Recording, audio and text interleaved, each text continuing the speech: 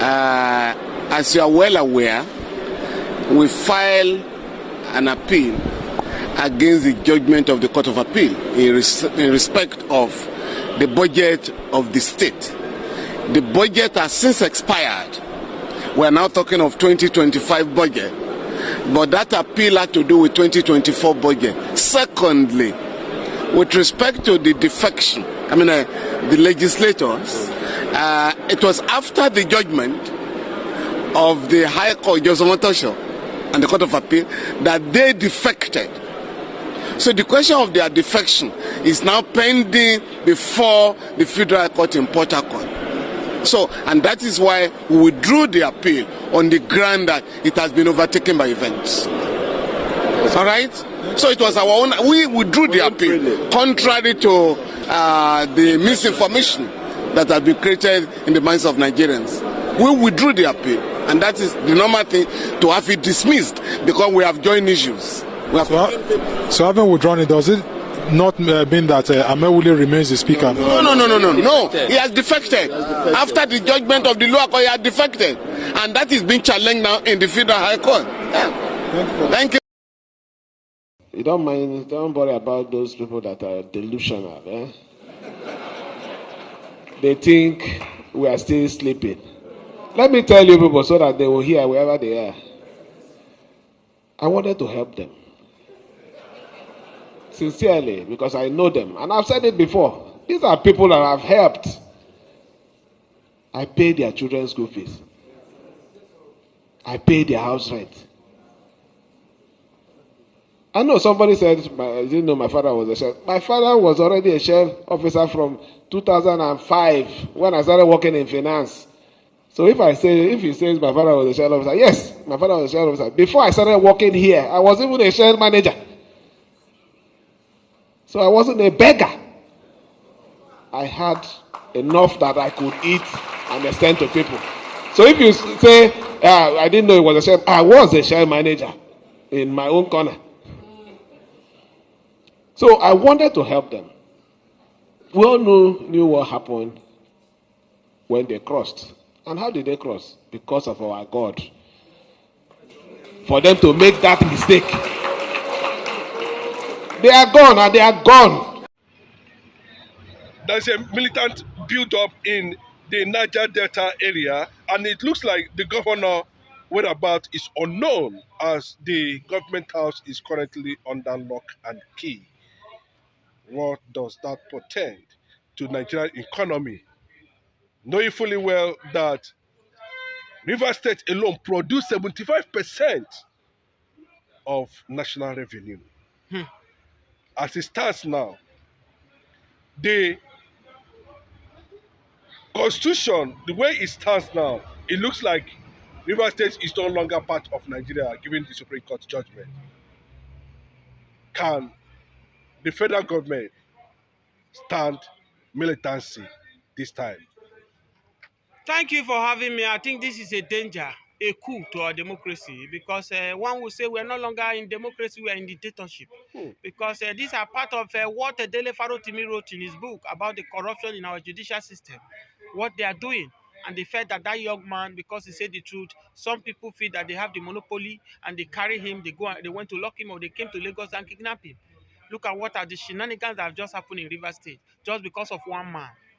Try that they have the influence of the president, he can influence the president to do whatever he like. But I keep telling people that one thing the Nigerian politicians don't know, that when you destroy the institution just because of your personal interest, you will not stay there forever. Let me call the person for you without no fear of anybody. Wicked today that is fighting hard to make sure he remove fubara, that fubara is his problem. Whoever that is bringing to replace fubara today, if he succeed with the federal government, how is he sure that the person will still play 100% to his aim? Look at the case of Kaduna today, where Rufai thought by using this incubate governor, he will cover his secret, he will do everything. He did everything to make sure, even when it is glaring that opposition won the election. But Rufai did today, as I speak to you, what is happening in Kaduna State? what is happening in Kano State. Let me come to Lagos State because we felt that what Tinubu is doing, Tinubu is trying to do dictatorship. Not this one is not democracy. That's why I told you that the gathering of them gathering at either IBP Lord trying to do this thing, they are just wasting of time because these Nigerian leaders are not ready. The only person that I know that he was sincere enough to make sure he strengthened our democracy was Ebele Goodluck Jonathan. Before the Northerner, with their evil agenda, they kick him out. But Buhari came in, wasted everything, and Tinubu have come to start where Buhari has stopped. Look at it now. Tinubu is doing every possible mess to everybody will decide the judgment will favor them. And we are saying it is not good to our democracy. It is not good. We are in this country where the almost 27 lawmakers in Rivers State, they decamp on their own. On their own, they say they are not more a member of PDP. There was no crisis in PDP. And in our constitution, electoral constitution, our constitution stated clearly that when there is no division in your party and you leave your party, you have left your seat. Then if they have lost their seat, how come you say Fubara does not have right to choose out of the four who will be the speaker, who will present the budget for? The same thing they are accusing Fubara for now was Wike himself did it during his term, where he used 4 members to pass out budget. But he came now because of the heavy influence with the presidency. They have turned the case upside down. Let me tell you, that's why I say under without no fear of favor. I am entitled to my opinion. I am in Nigeria. I am suffering.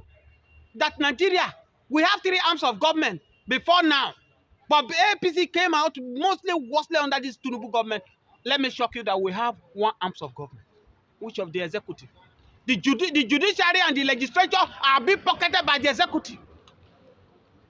And it's killing the country. Because the justice, if you want to get justice, if you don't belong to the executive, you cannot get your justice.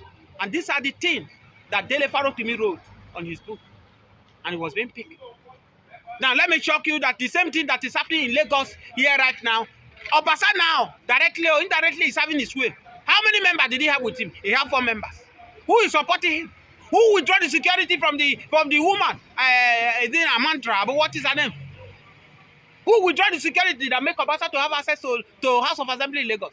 Was it not the same thing they are kicking against Fubara? Was it because of Fubara is not in the side of the presidency?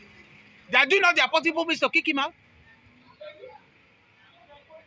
We are only destroying this country. And what I am saying is it's not good for this country. Because I don't know who is advising President Bola Ahmed Tinubu to make sure every case will favor him.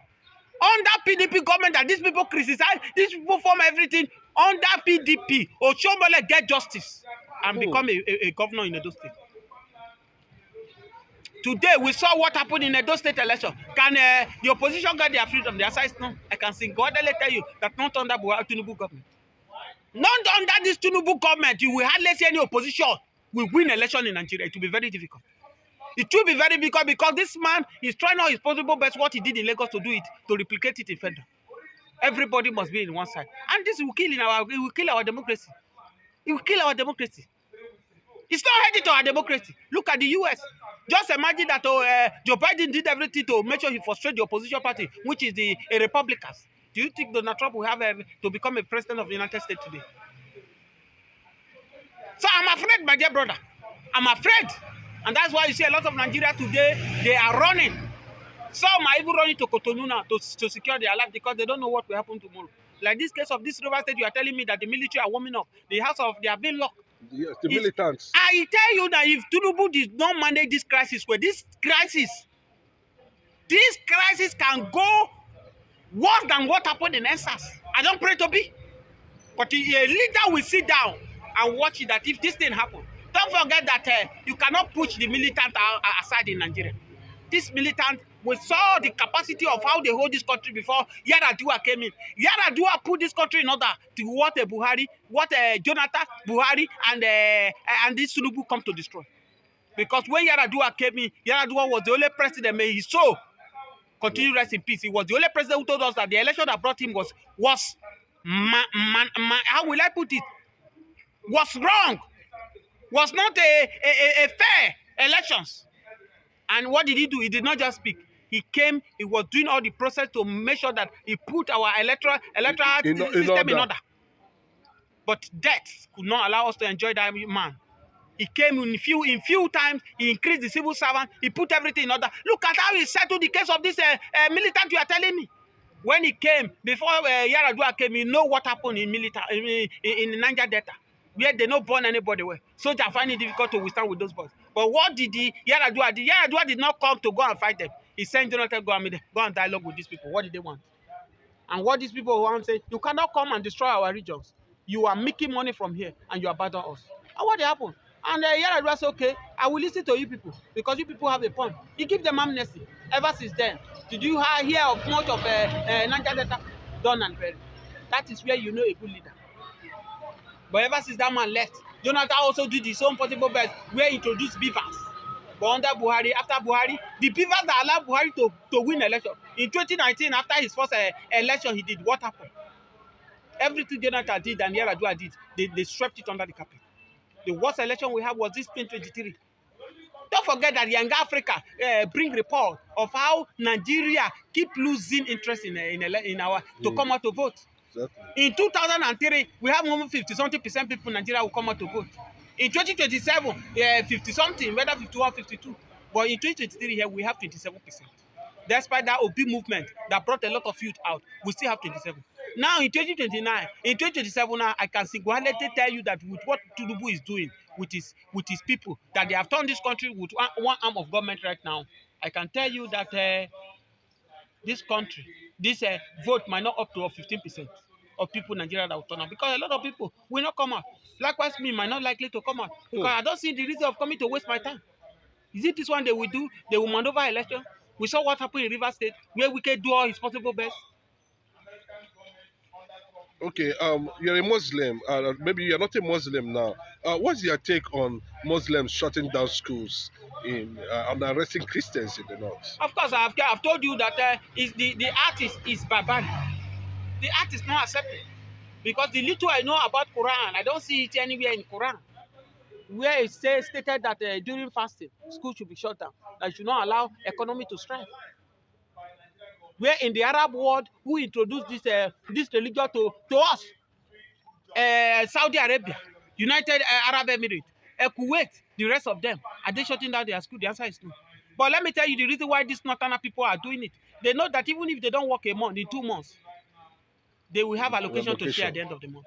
And that's why when President Bola Ahmed Tinubu brought this tax reform bill, they all kick against it. Because they know that they will pay dearly for it.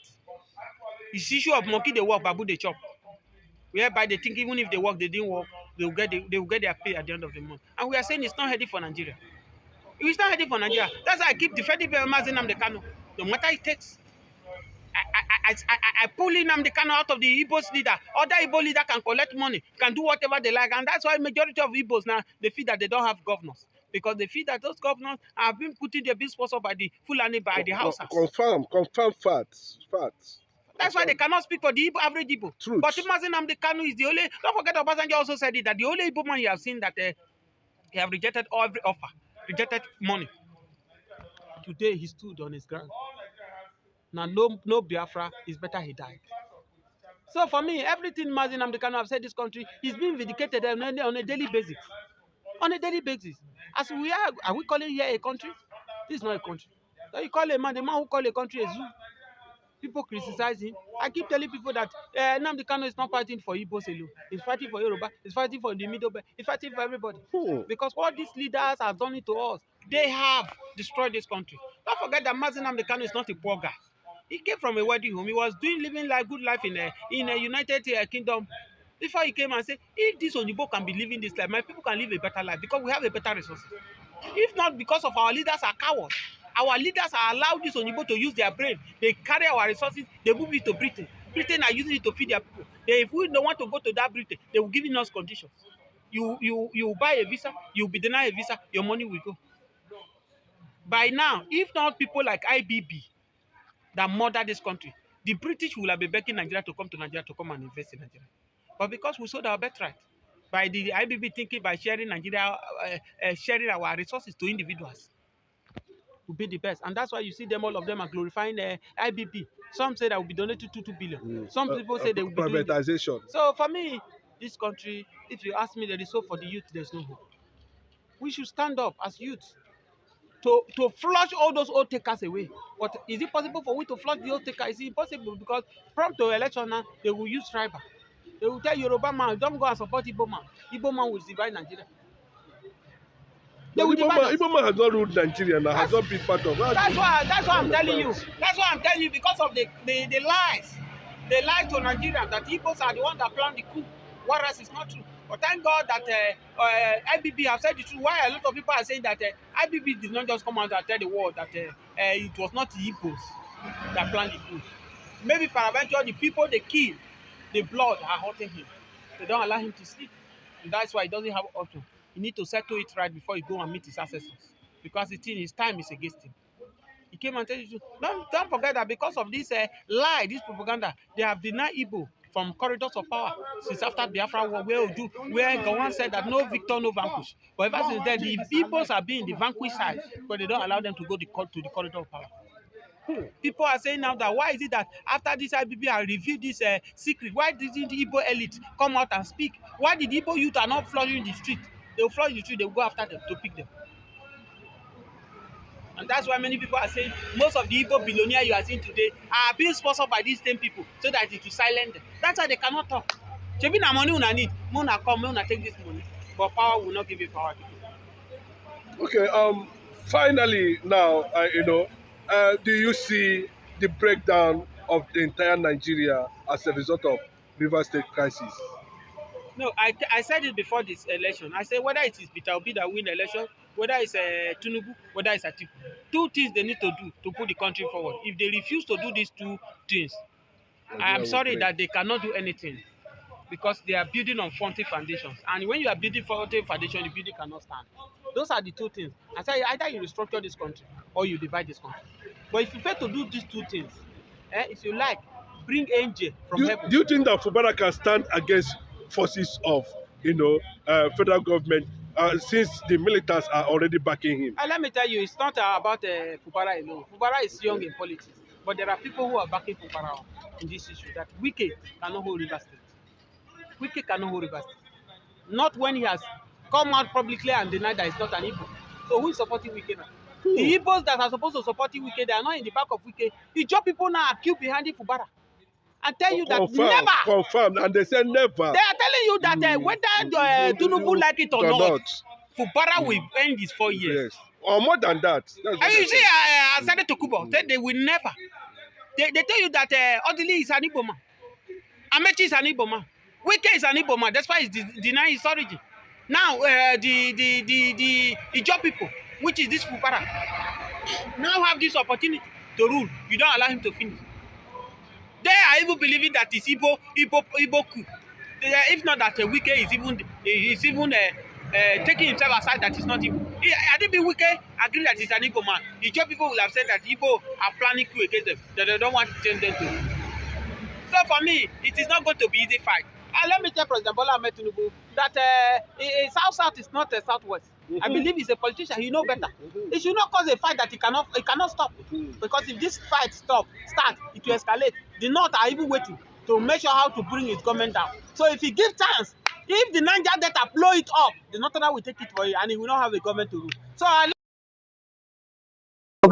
for that wonderful question, the anchor of this great platform.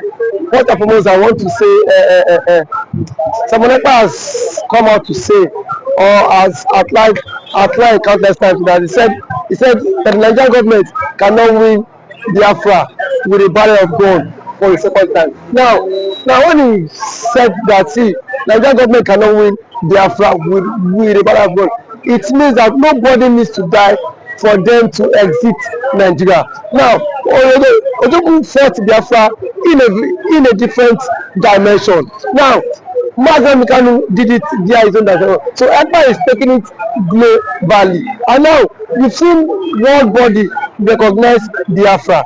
We've seen the UN and then some other global body have come out to endorse the Biafra struggle. So kudos to him, it is a plus. Some persons have come out to say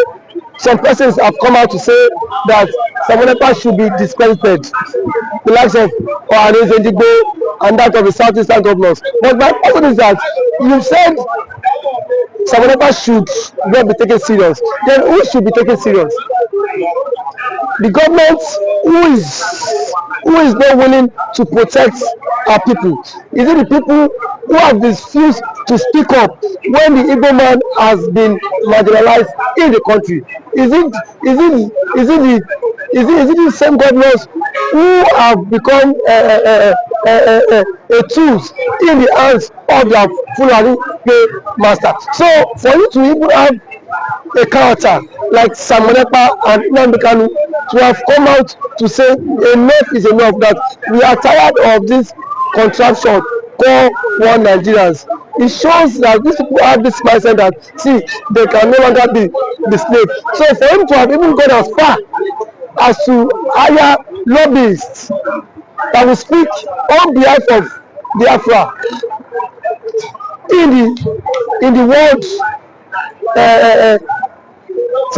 in the UN summit, to me it's a plus, and that alone the voice of Biafrans will be heard globally, and the voice of an Igbo man is also being heard globally. Now let me take it back the line. When Southern Sudan and South Sudan wanted parted ways, nobody killed each other. Nobody go through the route of violence. It was done amicably. So Samonepa is doing it amicably for him to convince world leaders that this thing is possible. And why the government of the day, the present government of Nigeria, are not seeing it that way. Thank you. You can also to the government, to the Nigerian government, be worried about this. Why would they be worried? The same people have sent assassins to kill Samonepa. Now only he has escaped. So see, one thing about it is that the government of the day, they are panicking. There's panic. You know what it is now? Say a particular tribe, or a major tribe